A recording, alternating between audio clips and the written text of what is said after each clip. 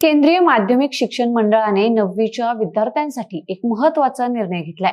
आता 9वीच्या परीक्षा open book पद्धतीने घेतल्या जाणार आहेत। या निर्णयानुसार परीक्षेवेळी विद्यार्थ्यांना त्यांची पुस्तकं, नोट्स आणि संदर्भ ग्रंथ सोबत ठेवण्याची आणि त्यांचा वापर करण्याची परवानगी असेल। परीक्षेचे ताण कमी करून संकल्पनांच्या स्पष्टीकरणावर आता भर दिला जाणार आहे, असं मंडळाने स्पष्ट केलंय।